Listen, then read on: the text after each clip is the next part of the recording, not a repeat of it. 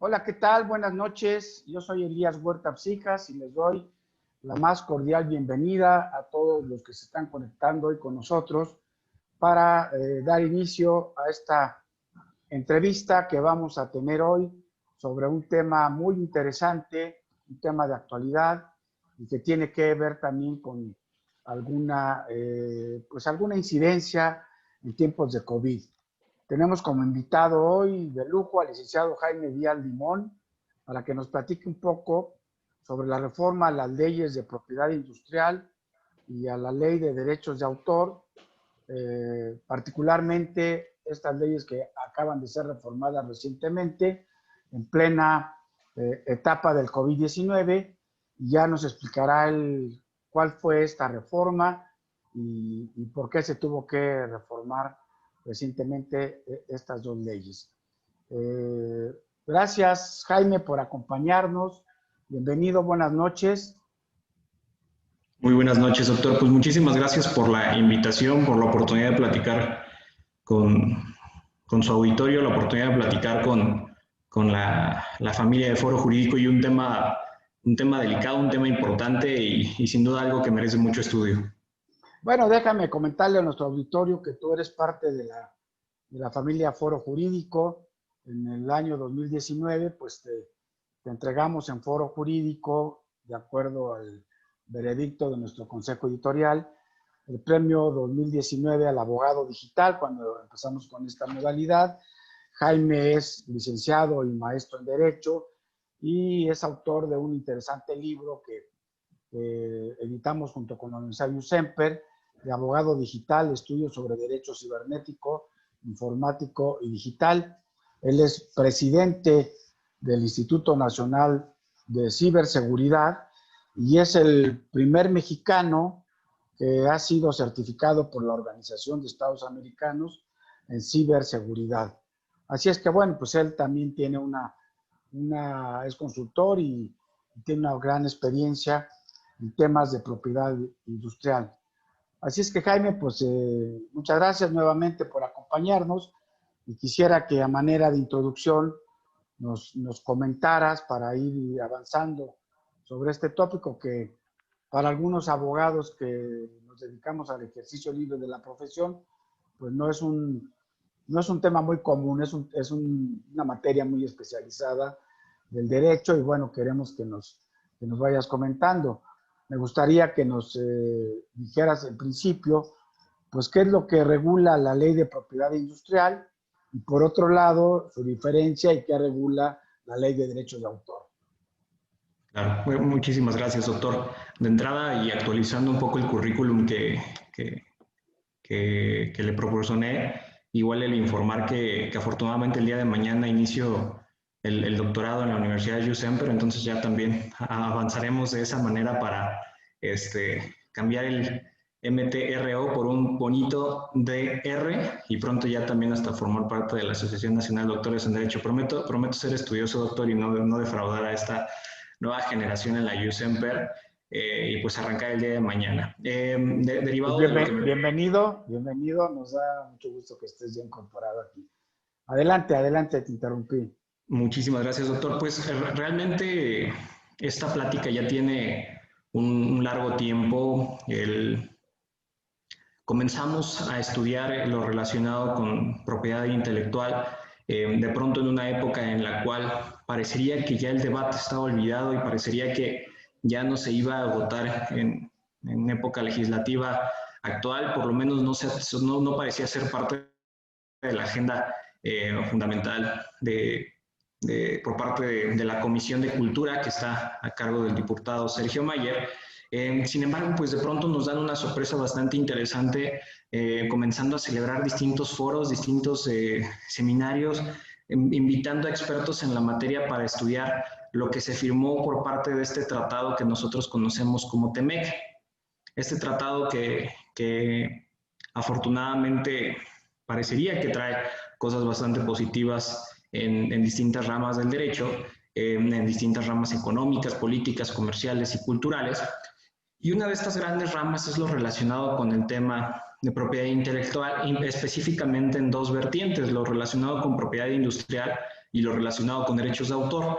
En el universo de propiedad industrial era un tema urgente por parte de nuestro gobierno en turno y el tema legislativo que se abordara por parte de nuestra actual ley de propiedad industrial, que se va muy probablemente cambiar inclusive la denominación en breve por una ley de innovación intelectual o una ley de innovación industrial, relacionado justo con el tema de las patentes a nivel de médico, con este tema relacionado también, por supuesto, con estas nuevas facultades cuasi jurisdiccionales a favor del Instituto Mexicano de Propiedad Industrial y, por supuesto, lo que tenemos a nivel de reformas en materia de derechos de autor en este paquete que parecería ya un hecho en cuanto a las actualizaciones mismas, relacionado justo con la posibilidad de comenzar a implementar ciertas reglas internacionales que antes solo se podían invocar a través de tratados internacionales, como era el Convenio de Berna, y ya se van a implementar a través de nuestra Ley Federal de Derecho de Autor, como es la regla de los 3 pasos. Pero no todo es miel sobre hojuelas, doctor, porque derivado de todos estos ajustes, tanto a nivel de propiedad industrial como a nivel de derechos de autor, hay 2 grandes puntos finos a atender.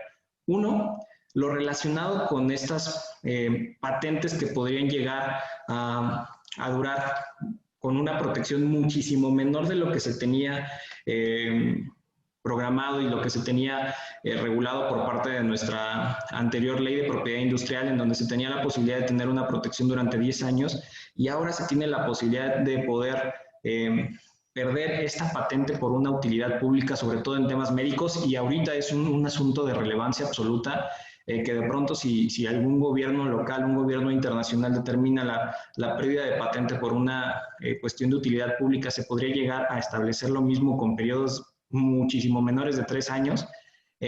Y segundo, lo que a nivel de derechos de autor está reclamando también gran parte de las comunidades digitales, lo relacionado con esta censura digital y también pensando, por supuesto, en los candados que se están generando por lo que refiere a modificaciones tanto en hardware como software, que podrían llegarse a considerar hoy en día ya delitos.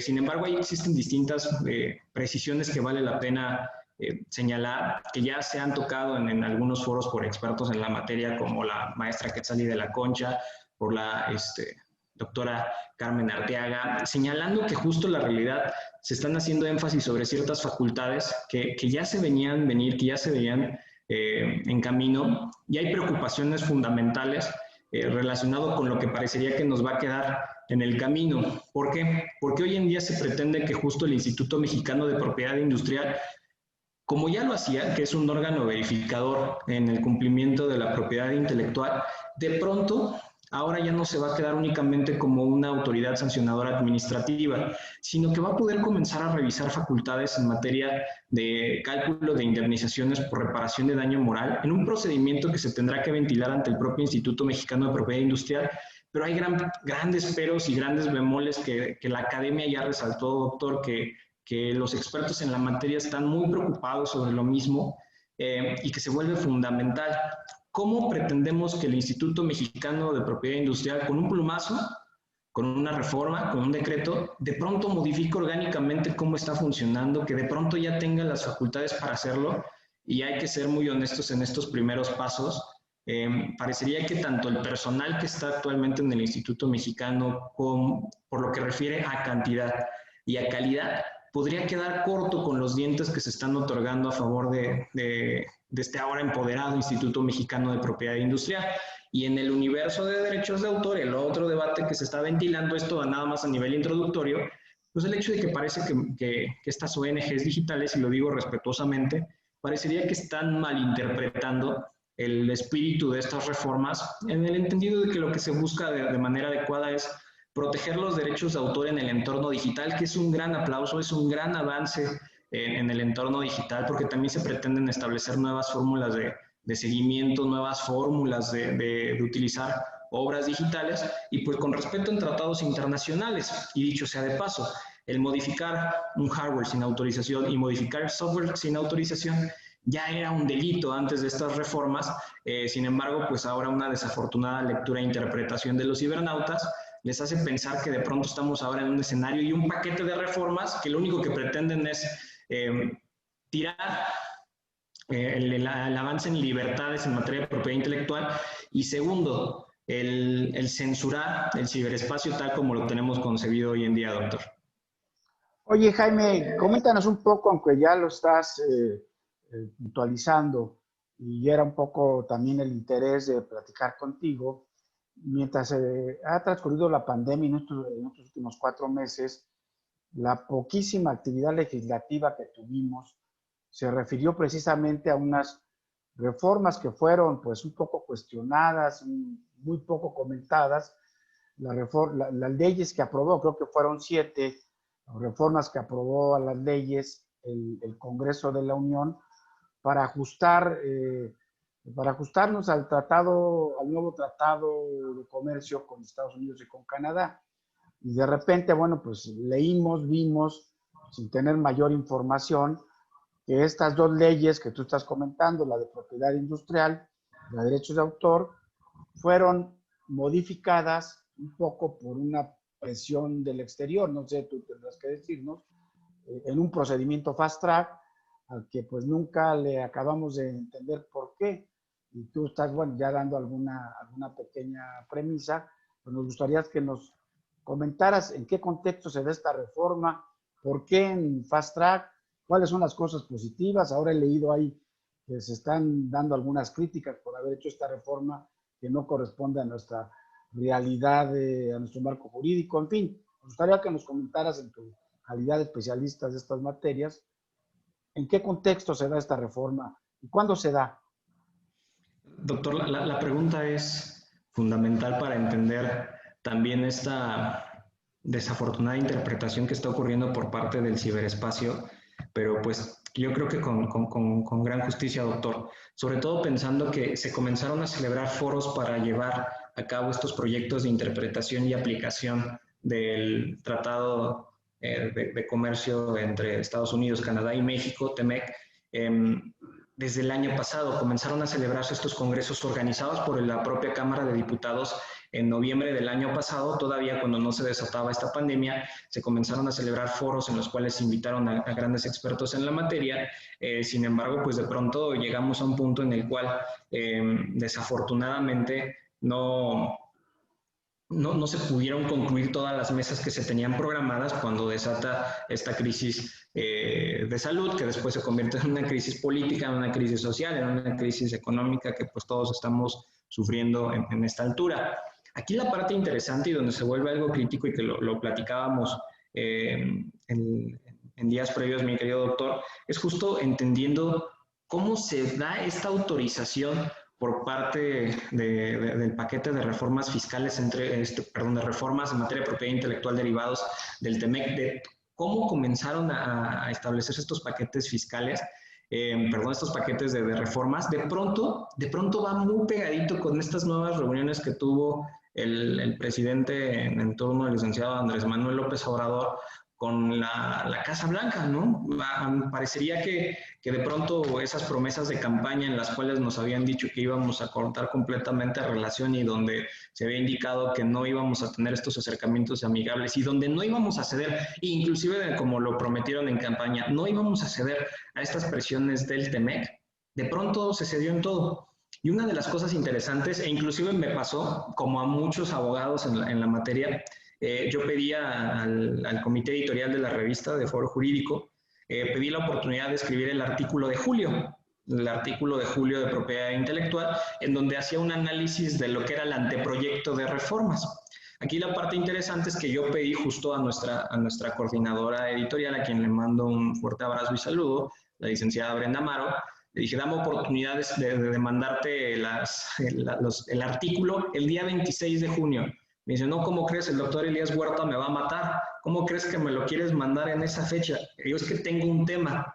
Está el rumor por parte de la comisión encargada de estas reformas, de este paquete, sobre todo en materia de Ley Federal de Derechos de Autor, esta comisión de estudio legislativo que se había reunido de manera extraordinaria, está el rumor de que puede ser que ya las vayan a aprobar, pero con algunos ajustes. Pero si yo te lo mando ahorita el artículo, de pronto pues va a quedar sin sentido, porque a lo mejor te lo mando el 1 de junio, pero si en el camino le hacen ajustes, reformas, no se aprueba en lo general, se aprueba en lo particular, llegan observaciones, se manda y demás, se suspende. Y de hecho, el día viernes 26 de junio, doctor, yo también en ese momento me atreví a mandar el artículo ya de la manera como estaba, esta comisión que presidía el doctor Ricardo Monreal, dice, no llegamos a acuerdo, no entendemos cómo queremos este paquete en materia de propiedad intelectual, aún no nos queda claro cómo va a funcionar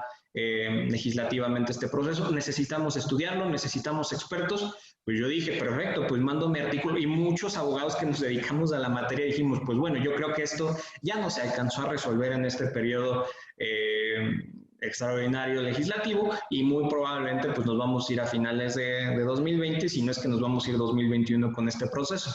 Para sorpresa de muchos, doctor, y ahí es donde, por supuesto, esto despierta perspicacia de muchos. Esto que se resuelve el 26, suspendemos, se pelean. De hecho, en el diario de debates se dice, suspende Ricardo Monreal las reuniones porque no hay un punto de acuerdo. El sábado 27 de junio despertamos con la noticia de, bueno, vamos a revisarlo. No sé si lo revisamos el domingo, el lunes o el martes, pero lo vamos a ver.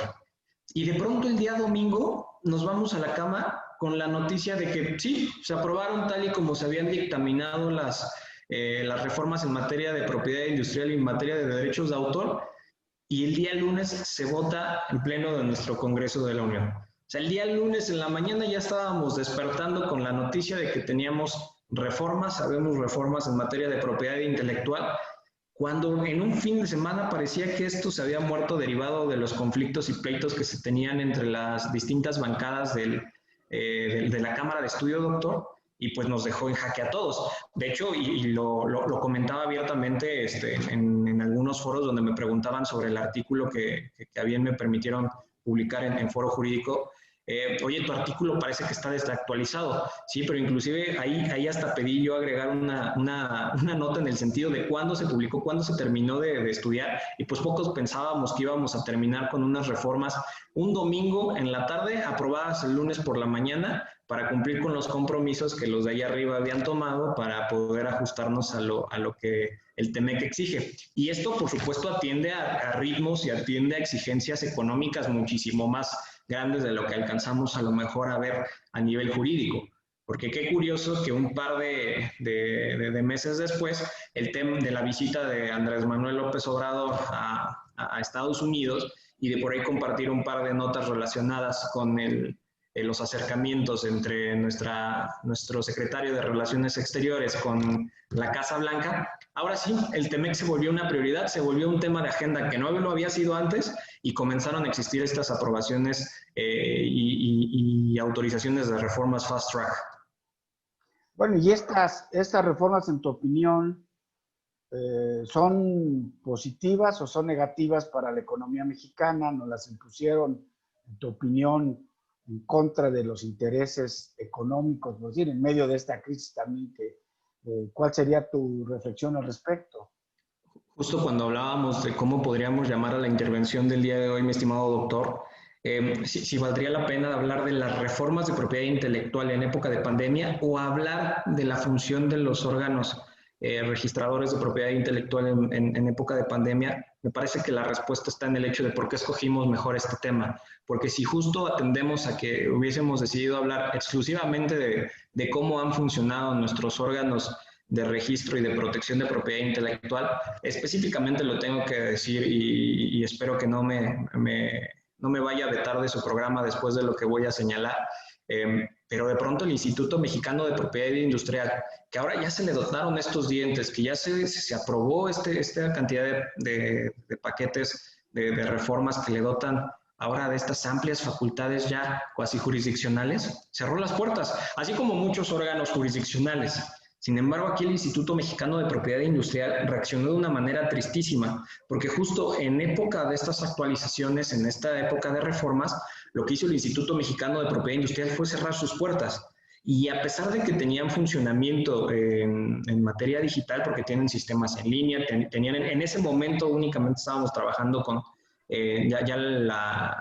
el sistema de búsqueda de marcas con inteligencia artificial, el famoso Marcia, ya teníamos los expedientes electrónicos, ya teníamos el registro de marca en línea, ya teníamos un sistema de búsqueda y registro de patentes, padrísimo, pero cerraron cortina. Sí puedes seguir intentando registros, sí puedes seguir ingresando todo, pero se suspenden plazos y términos. ¿Y cuándo regresamos?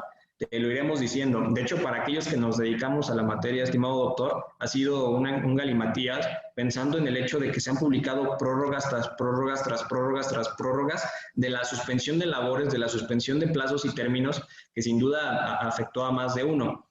Me parece que esto también atiende a una decisión política, si me permite el comentario, doctor, porque justo parecería que el Instituto Mexicano de Propiedad Industrial bajó cortinas y escondieron un poco a su director general, el licenciado Lozano, pensando justo en la posibilidad de que mejor que no le pregunten nada. La manera en cómo se aprobaron estas nuevas facultades a favor del instituto, de cómo se modifican ahora las reglas relacionadas en materia de patentes, y cómo es que parecería que estamos censurando algunos aspectos, mejor que no le pregunten nada a nuestro director general y lo dejamos encerradito y cerramos la cortina del INPI. En el caso de Indautor, inclusive en el gremio también hay que señalarlo, desafortunadamente tampoco ha logrado responder adecuadamente a algunas de las direcciones en particular. Algunos no están tan a gusto como ha respondido el propio instituto, pero pues al menos en lo particular tengo que destacar lo que ha hecho la dirección de registro de obras, porque independientemente del tema de la pandemia, de la suspensión de plazos y términos, ha buscado cómo, por lo menos a través de correos electrónicos, el mantener el proceso de registro y tratando de sacar la casta por las instituciones en materia de propiedad intelectual en México. Pero si lo nota, doctor, no ha salido ninguna autoridad oficial por parte de estas instituciones a hablar completamente de los paquetes de reformas, salvo el caso del director general del Instituto Nacional de Derechos de Autor, que también ha buscado mantener un perfil relativamente bajo y buscar también cuidar mucho sus participaciones públicas en relación a qué opina sobre este escenario. Desafortunadamente me parece que las reformas llegan en un momento donde no se habían discutido adecuadamente, llegan con muchas inquietudes, llegan con muchos bemoles procesales, tal y como se está planteando, y tristemente pues los institutos no estaban listos para recibir el balón con la cortina cerrada. ¿Y a partir de cuándo ya tienen la cortina abierta estos institutos o sigue cerrada? En el caso del Instituto Mexicano de Propiedad Industrial, a partir de este mes ya comenzamos a correr plazos y términos, afortunadamente, doctor, porque si no, los que nos dedicamos a la materia dejamos de comer. Afortunadamente ya está corriendo ello. En el caso del Instituto Nacional de Derechos de Autor, se mantiene aún limitado el proceso presencial y pues se ha tratado de mantener en línea en lo que pudiera llegar a permitirse. Que también hay que decirlo, la verdad es que también de pronto el gobierno en turno no ha aportado los recursos suficientes para poder impulsar un par de proyectos que se tienen para inclusive registro de obras digitales, para reservas digitales, y por supuesto también lo que se vuelve triste, sobre todo en el caso del Instituto Mexicano de Propiedad Industrial. ¿Puedo decir algo doloroso, doctor? Adelante, pues es un foro abierto. Perfecto. ¿Y Foro Jurídico no se hace responsable por los comentarios de su invitado? Desde luego que no. Además eres el coordinador de la columna de propiedad intelectual de Foro Jurídico, así es que el responsable eres tú de lo que pues, digas. Doctor, a mí lo que me duele muchísimo de lo que está ocurriendo por parte del instituto, y lo digo por supuesto con afán de una crítica constructiva, y espero que algún funcionario que nos pueda escuchar de ese instituto lo vea de esa manera. Actualmente tenemos funcionarios administrativos dentro del instituto que desafortunadamente no entienden de fondo la materia, no entienden cómo opera el Instituto Mexicano de Propiedad Industrial. Me ha tocado ya verlo en más de un caso en esta nueva administración federal, y ahora es más lastimoso el hecho de saber que les están dando más herramientas. Es como suelen decir de manera muy coloquial, está aprendiendo a manejar y ya le diste un Ferrari. Y es lo que está pasando ahorita en el caso del Instituto Mexicano de Propiedad Industrial.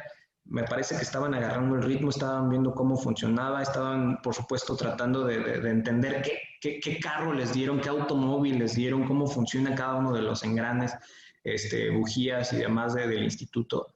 Y de pronto ya les das más herramientas cuando pues, no estaban listos. Creo que vamos a tener muchísimas complicaciones y esto que comento no es un hecho aislado. Existen ya muchísimos ataques en contra de estas reformas y este paquete de reformas en materia de propiedad intelectual. Muestra de ello es lo que la Comisión Nacional de Derechos Humanos inició un procedimiento de acción de inconstitucionalidad en contra de las reformas por estimar que violenta la libertad de expresión en entornos digitales, porque nadie terminó de entender dónde quedamos parados con las reformas, doctor. Estábamos esperando más discusión, más foros académicos, de pronto nos las lanzaron y pues la gente no está muy contenta, por lo menos no la mayoría. Bueno, te me adelantaste un poco a una pregunta que seguía, que es justamente cuál es la materia central de esta acción de inconstitucionalidad que presenta la Comisión Nacional de los Derechos Humanos. ¿Por qué considera que esta reforma, particularmente la de la Ley de Propiedad Industrial, afecta el derecho humano de algunas personas? ¿Cuál sería estrictamente esta apreciación? Doctor, el camino está detrás de una corriente y quizá el abogado que participará con nosotros en unos minutos lo corregirá, lo ampliará o bien lo confirmará. Una corriente de ONGs que comenzaron a impulsar que las reformas que se comenzaron a dar a nivel de derechos de autor parecería que pretenden censurar la manera en cómo podemos nosotros divulgar obras en el entorno digital, cómo podemos llegar a retirarlas y, por supuesto, también pensando de qué manera se podría llegar a establecer ciertos candados para que las propias plataformas y que el Instituto Nacional de Derechos de Autor vigile cómo es que se da esta divulgación y esta publicación, exhibición pública de nuestras obras digitales. De pronto esta vigilancia del cumplimiento de los derechos de autor en el entorno digital se interpretó por parte de algunas organizaciones no gubernamentales, por parte de algunas asociaciones civiles y algunos expertos en la materia como un grave atentado en contra de la libertad de expresión, en el entendido de que pues, nosotros podemos publicar cualquier información, comunicado y podemos, por supuesto, de manera libre divulgar nuestras obras en el entorno digital sin necesidad de solicitar la autorización de absolutamente nadie. Y de pronto se ven estas facultades revisoras por parte del Instituto Nacional de Derechos de Autor, que, ojo, ya lo tenía, o sea, ya son facultades, era ya una razón de ser del Instituto Nacional de Derechos de Autor, pero esta acción de inconstitucionalidad y las críticas que existen por parte del gremio, que existen por parte de expertos en la materia, justo se enfoca en esto. No puedes proteger en una ponderación de derechos la protección de los derechos de autor versus la libertad de expresión. Lo que dicen estas organizaciones y por supuesto la propia Comisión Nacional de Derechos Humanos es: tienes que darle mayor peso a la libertad de expresión.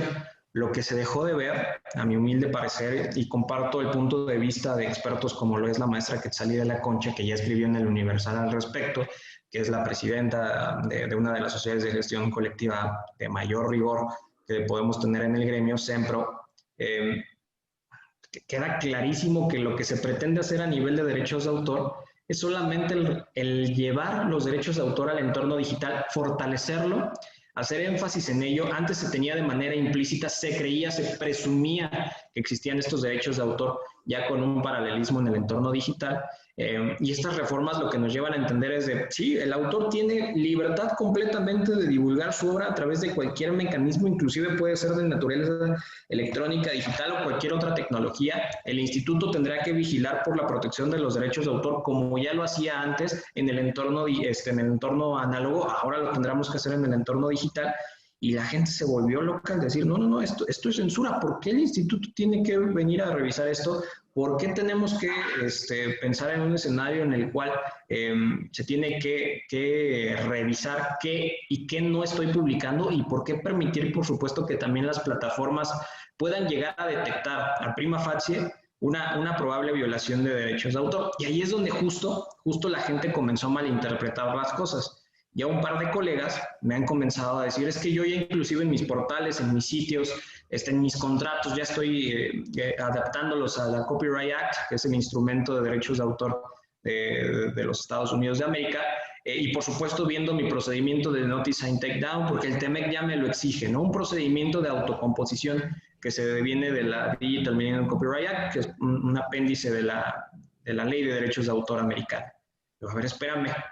O sea, el hecho de que estemos involucrados en el TMEC y que el TMEC invita a la homologación de procesos, inclusive que las plataformas tengan estos mecanismos de autocomposición, no dice que necesariamente lo tenemos que hacer como lo hacen nuestros vecinos del norte. Además de que si sigues las reglas de la Ley Federal de Derechos de Autor con las facultades anteriores, con lo que teníamos anterior en derecho positivo y con lo que tenemos el día de hoy, lo único que tenemos que hacer es seguirlo respetando, porque la prerrogativa de que los derechos de autor son derechos humanos se mantiene. La ventaja, y a mi humilde parecer, creo que en el hecho de defender que hoy en día se reconoce por un texto ya legislativo, ya de manera expresa, que justo estos derechos de autor con categoría de derecho humano ahora se traspolan al universo, al ciberespacio, y vale la pena defenderlos de esa manera. Nada más que la gente lo malinterpretó, lo malinterpretó, pensó que de pronto ya nos íbamos a volver un monstruo legislativo como lo es el gobierno americano. El gobierno americano es sumamente inquisitivo en materia de derechos de autor con este tipo de procedimientos, pero la realidad es que es una amigable invitación a homologar estos procesos de autocomposición y por lo menos en nuestra Ley Federal de Derechos de Autor, a mi humilde parecer, y creo que comparto la opinión con algunos otros abogados en la materia, fortalece lo que ya anteriormente se tenía como respeto en materia de derechos de autor en el entorno digital. Oye, Jaime, bueno, como bien decías, en unos minutos más se nos sumará el maestro Juan Luis Hernández Conde, quien también es un especialista en estas áreas y es también pues una gente que ha sido nombrada por Foro Jurídico como uno de los abogados digitales más disruptivos de México. Como tú, son jóvenes abogados que están manejando esta novedad. Pero más allá de que, sin lugar a dudas, como lo estás comentando, estos son temas y sobre todo estas dos reformas que tienen que ser analizadas a toro pasado y difundidas porque muy poco se conoce y con esta reacción lenta de las instituciones encargadas de estos procedimientos, me gustaría preguntarte, haciendo un comparativo, en todo nuestro sistema de justicia frente a esta federal y local, frente a esta emergencia sanitaria, bueno, pues tuvimos que cerrar tribunales, bajar la cortina, aunque había guardias y había materias como la penal y la familiar que nunca dejaron de tener acciones. La verdad es que a nivel nacional, en el foro, en los colegios de abogados, pues hubo muchas quejas de que verdaderamente había una parálisis, ¿no? Y hemos visto que la opción es la e-justicia, ¿no? La justicia electrónica, y hacia allá vamos. Y andamos ahorita en un debate que si hay que tener herramientas legislativas, porque se nos pueden caer algunas de estas resoluciones, en fin. Más allá de que lo que tú estás hablando, de que en estas áreas de la propiedad industrial y de los derechos de autor, estás hablando de los derechos digitales, pero ¿qué pasa con las instituciones? ¿Están utilizando, paradójicamente o no, las nuevas herramientas digitales para funcionar, o no las están utilizando, o ya las venían utilizando? Porque si tú dices que no quisieron abrir la cortina, pues quiere decir que tampoco tenían instrumentos. Nosotros seguimos padeciendo ahorita, lamentablemente, aunque ya abrieron los tribunales, pues las medidas de la sana distancia, evitar los contagios, y está muy lenta la impartición de la justicia federal y local por estas medidas que obviamente respetan también la salud pública. ¿Pero qué nos dirías al respecto de los procedimientos digitales o de la e-justicia en estas instituciones?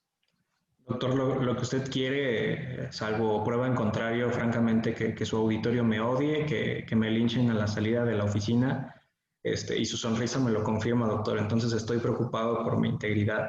Sin embargo, es mi deber, en el respeto de este espacio, como sabe que lo quiero y lo admiro, el ser lo más franco posible, por supuesto, con el respeto que implica este espacio. ¿Cómo veo la e-justicia, esta justicia electrónica en época de pandemia? Desafortunadamente, me parece que a nivel tanto estatal como federal nos toma con los dedos en la puerta, nos toma de manera obligada, nos toma de manera improvisada y de manera obligada.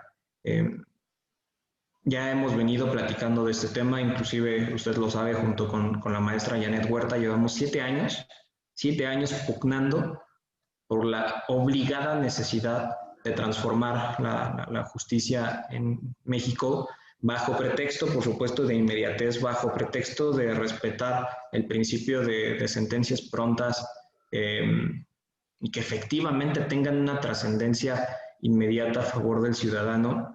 Y en época de pandemia lo que desafortunadamente ocurrió es que inmediatamente dijeron, y sin mayor explicación, no tengo computadora, no tengo internet, mi procedimiento es enteramente impreso, mi procedimiento es presencial, discúlpame, tengo que cerrar la cortina, la justicia debe y puede esperar.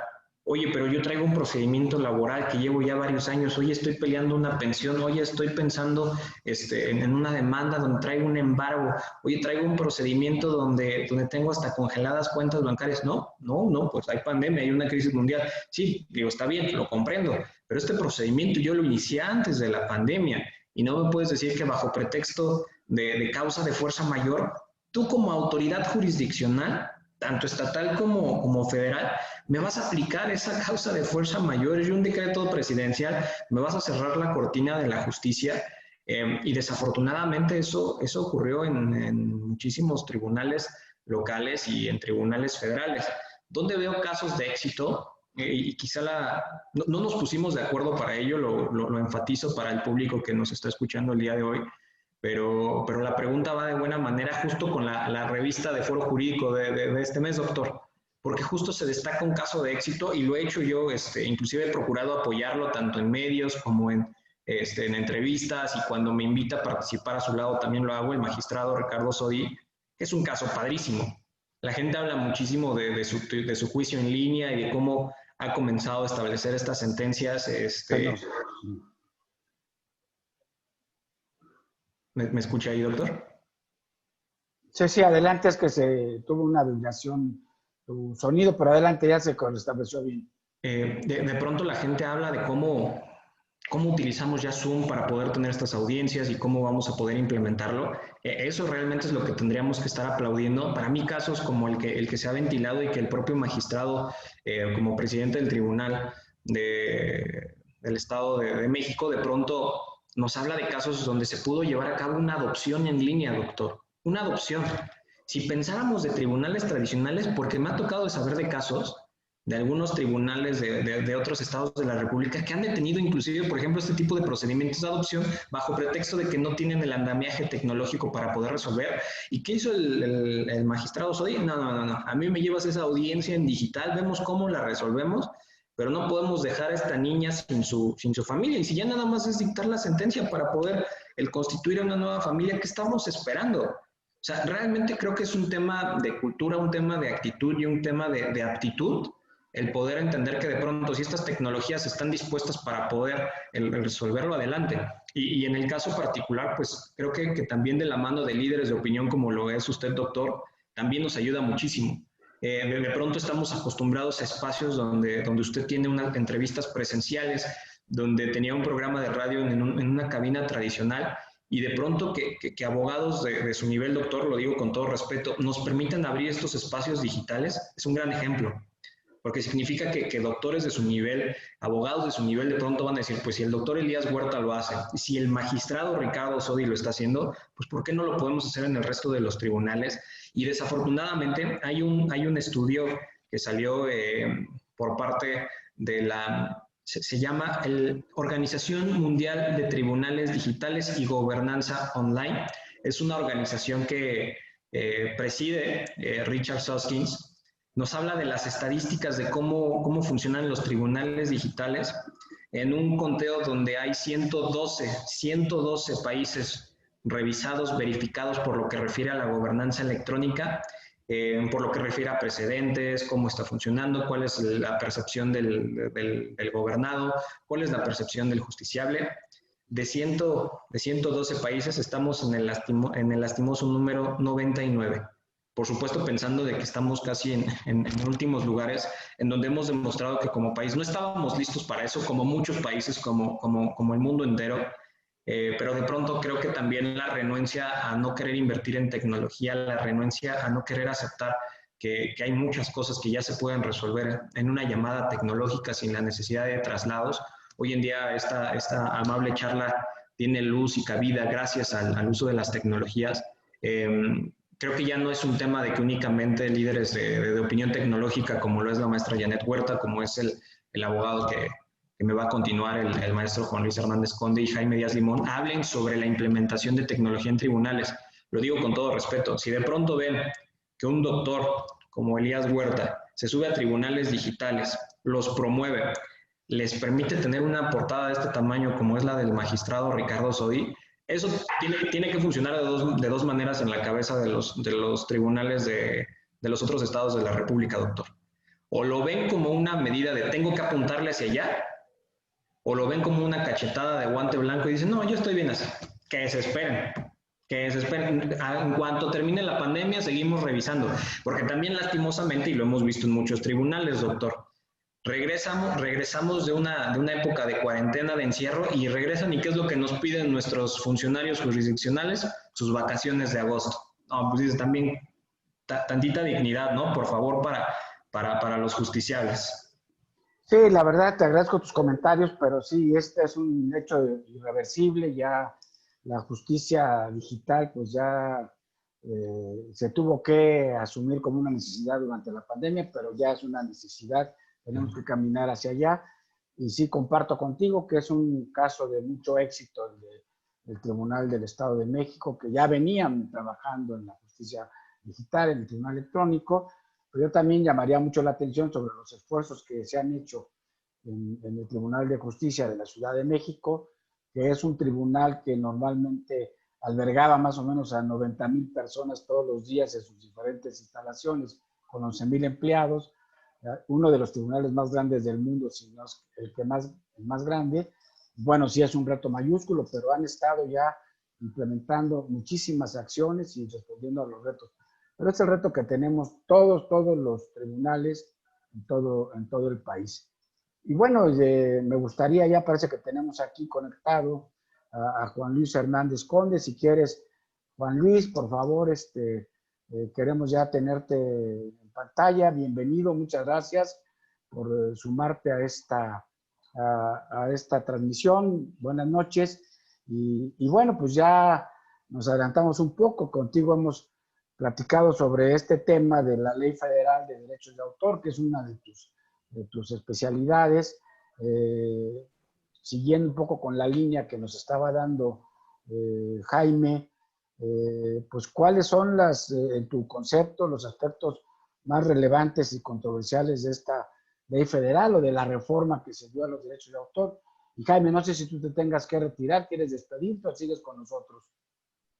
Doctor, todavía puedo estar unos 5 minutitos más. Órale, adelante. Entonces, por favor, Juan Luis, bienvenido, adelante.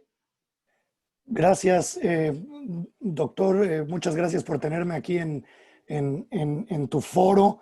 Es un honor para mí estar aquí, compartir foro con Jaime, buen amigo a quien, por supuesto, estimo mucho. Y bueno, pues para entrar directo al tema, a mí me parece que lo más controversial que ha habido de estas reformas a la Ley Federal del Derecho a Autor son dos cosas. Lo que la prensa ha llamado como las disque censuras y disque candados. Y bueno, vamos a explicar realmente a qué se refieren. La Ley Federal de Derecho de Autor, como ya lo comentó Jaime, trae muchas cosas, pero las dos principales son el tema de la notificación y retirada y el tema de las medidas de protección tecnológicas para obras. ¿Qué significa cada uno? La notificación y retirada. Básicamente lo que trajo la reforma es lo siguiente. Está diciendo que todas las plataformas digitales en las cuales se puede subir contenido son responsables de las violaciones de propiedad intelectual que hagan sus usuarios dentro de esa plataforma, salvo que cumplan con unos requisitos específicos. ¿Qué requisitos específicos? Los detalla la ley, son 4 puntos, y dentro de esos requisitos existe uno, que es que pongan políticas para retirar contenido infractor en caso de que lo solicite una autoridad jurisdiccional o lo solicite un titular del derecho a autor. Esto no es nada nuevo. Esto ya existe y en las plataformas digitales que todos usamos como Twitter, Facebook, no todas estas que están basadas en Estados Unidos, todas estas ya tienen estas políticas por el famoso Digital Millennium Copyright Act que también comentó Jaime, que básicamente es lo mismo. Básicamente es lo mismo. Si una plataforma digital quiere evitar la responsabilidad legal por las violaciones que un tercero haga de derechos de autor en sus plataformas, tiene que implementar estos mecanismos. Y este mecanismo lo que les obliga es a que cuando un titular de derecho a autor, por ejemplo, yo tengo una foto o yo hice un diseño digital y alguien más agarró y lo sube a internet, yo puedo ir y decir puedo ir con Twitter o puedo ir con Facebook a decirle, ¿sabes qué? Esta es mi obra y alguien más le está publicando sin mi consentimiento, por favor, retírala. Y Facebook tiene que cumplir con retirar ese contenido. ¿Por qué? Pues para proteger al dueño del derecho a autor, ¿no? La gente normalmente cree que es China libre, que en Internet cualquier persona que suba algo en Internet ya todos lo podemos copiar y lo podemos divulgar, pero pues no es así. Y bueno, al parecer lo que han dicho estas organizaciones no gubernamentales en México, copiando lo que dicen las organizaciones no gubernamentales en Estados Unidos, es que proteger derechos de autor es censura, ¿no? Yo veo, viene después la Comisión Nacional de Derechos Humanos a presentar la acción de inconstitucionalidad bajo estas premisas y bueno, esa es la primera, ¿no? Que las plataformas digitales para limitar su responsabilidad tengan que atender las solicitudes de notificación de retirada de contenidos que violan derechos de autor. El siguiente punto, que también es muy controvertido, es el tema de las medidas de protección tecnológicas, que esto se definen en la Ley Federal del Derecho de Autor, pero también se modifica el Código Penal Federal para incluir como delito la conducta delictiva es que aquella persona que a sabiendas y con ánimo de lucro rompa medidas tecnológicas que protegen contenidos digitales protegidos por el derecho de autor. Cometen este delito. ¿Qué son estas medidas digitales? Bueno, a ver, todos los contenidos digitales por la naturaleza de la tecnología digital es bien fácil copiarlos. Es bien fácil copiar una canción, es bien fácil copiar una foto, es bien fácil copiar un video, una película. Entonces, lo que hacen los productores de contenidos es poner medidas de protección tecnológicas, ponerles ciertos candados para que si tú compraste la obra, compraste la película, compraste la canción, la puedas escuchar. Pero si tú te fuiste por el lado de la piratería, pues no la vas a poder escuchar porque no tienes los elementos para sortear estas protecciones. Bueno, ahora lo que hace el Código Penal Federal es decir, si tú rompes esos candados para obtener acceso a material pirateado por el cual tú no pagaste, puedes estar cometiendo infracciones en materia de comercio o puedes estar cometiendo actividades delictivas si lo haces con fines de lucro y a sabiendas de que estás rompiendo estos candados. Por ejemplo, las personas que llevan su celular al centro, a la Plaza de la Computación, al centro de la Ciudad de México, a que les hackeen el teléfono celular, el iPhone, para que puedan bajar apps piratas fuera del App Store, pues esa actividad se convierte en una actividad delictiva si te cobran por hacer eso. Y bueno, lo que dicen las organizaciones no gubernamentales es que esto ya no nos va a permitir poder arreglar nuestros coches. De alguna manera hacen este salto lógico para decir, como no puedes romper candados para acceder a contenidos digitales, eso quiere decir que ya no vas a poder modificar tus tractores, ¿no? Hacen ese argumento por un caso que sucedió en John Deere, ¿no? El punto claro de estos dos temas es que no son temas nuevos, son temas que desde 1997 ya están. Y sí, la implementación viene por un tema del TEMEC. Y la única diferencia es que ahora las aplicaciones mexicanas van a tener que cumplir con esto. Que dicho sea de paso, doctor, nosotros llevamos asesorando aplicaciones web 10 años y ya se hacía, aunque la legislación no lo pidiera. Es una mejor práctica en la industria. Y se hace y no hay nada que impida a las plataformas o a las aplicaciones hacerlo porque lo incluyen en sus términos y condiciones, que tienen la naturaleza de un contrato de licencia, de software. Entonces, por ahí van estos, pero ha sido muy controversial esto. Pero por No, ahí pues van estos dos puntos. déjame hacerte un comentario, pues es muy delicado para uno que no es especialista, para el público en general, que de repente tan acostumbrado que estás a utilizar este tipo de instrumentos para oír música, en fin, fotos, pues puedes ya ser delincuente, ¿no? Y perseguido por el Ministerio Público por haber cometido un delito sin darte cuenta. Yo creo que no, yo creo que más bien vas a ser perseguido por el Ministerio Público si tienes un puesto que se dedique a hacer contenido pirata. Si tú como usuario bajas tu app de Spotify para escuchar música y pagas la licencia premium, no tienes ningún problema. Si tú como usuario utilizas mecanismos para romper eso y acceder malamente a esos contenidos, no es una conducta delictiva. Es una infracción en materia de comercio y a lo mejor vas a tener que pagar una multa por infracción a derechos de autor, pero no suma a una conducta delictiva. Lo que suma a una conducta delictiva es que tú vendas a terceros tecnología, técnicas, medios o prestes servicios y cobres por ellos para romper estas protecciones, ¿no? Entonces, así como tratar de argumentar que nos van a criminalizar por ser consumidores de contenido, yo creo que no va por ahí. No alcanzan los tipos penales para perseguirnos en esa situación. Ok, Juan Luis, ya estamos en la recta final de nuestro programa. Tenía algún tema ahí también de trabajo Jaime Limón, ya se desconectó, le agradecemos mucho su participación, pero de una manera muy breve quisiera que nos dijeras en tu opinión cuáles fueron los cambios más trascendentes en cuanto a la materia de propiedad industrial con esta reforma. Claro que sí, doctor. Lo que sucede con el tema de propiedad industrial es que nos cambiaron toda la ley. La ley de propiedad industrial se abroga y ahora tenemos la nueva ley federal para la protección de la propiedad industrial.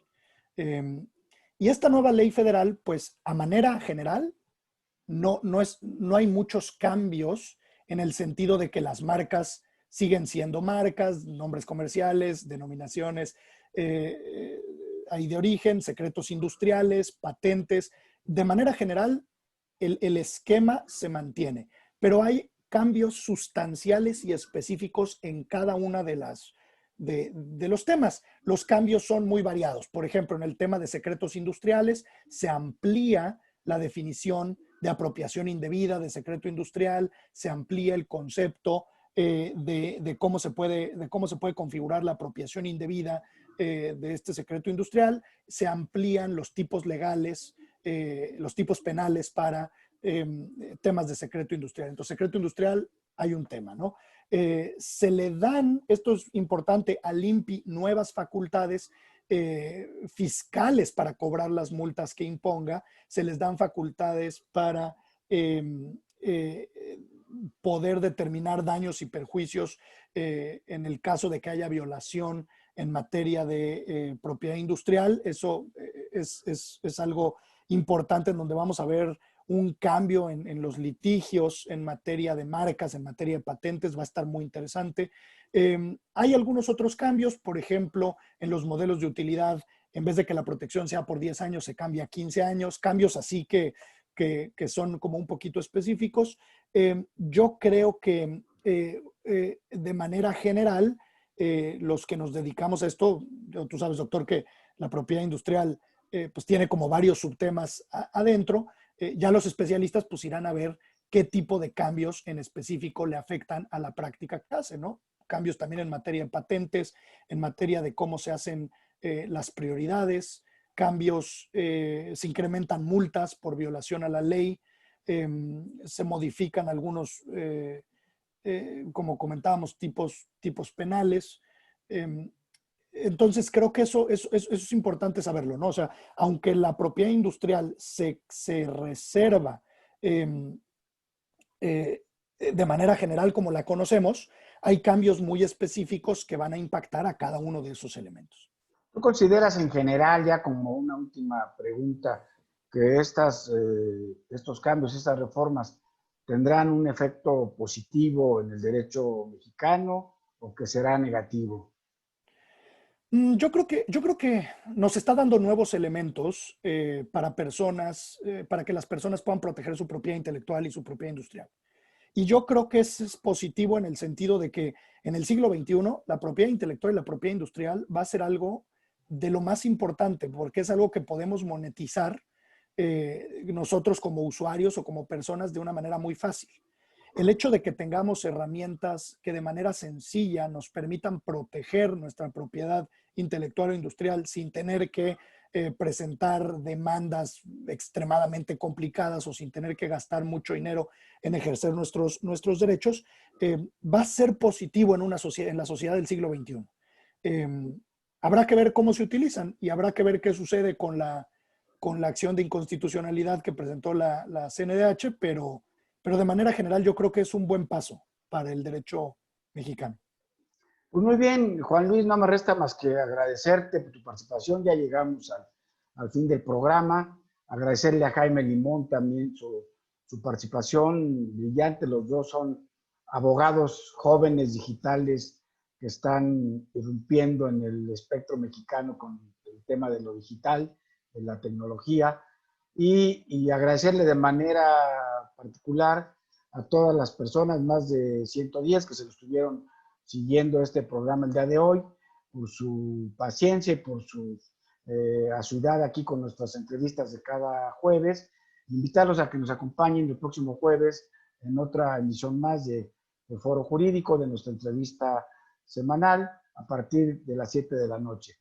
Pues muchas gracias por su participación. Agradezco las felicitaciones, las gentes que estuvieron conectados, el magistrado Hernández Fonseca, de Julio Hernández, en fin, de bastantes abogados y personas que están también siguiéndonos desde Puebla, desde Matamoros, en fin, a María Luisa Candelaria y a muchos más. Les agradezco mucho. Es un tema, Juan Luis, que tenemos que seguir difundiendo porque tiene muchos bemoles. Muchas gracias. Si quieres algún mensaje corto final para despedir la transmisión. No, pues digo nada más agradecerte, doctor, que me hayas invitado a tu espacio y espero estar aquí de vuelta cuando tú consideres oportuno. Pues muchas gracias una vez más. Les reitero mi agradecimiento a todos los que se estuvieron conectando esta noche. Me despido de ustedes, su amigo Elías Huerta. Buenas noches y nos vemos en el próximo jueves en la próxima entrevista. Hasta luego y gracias a todos los que estuvieron aquí también mandándonos sus comentarios y sus felicitaciones. Buenas noches.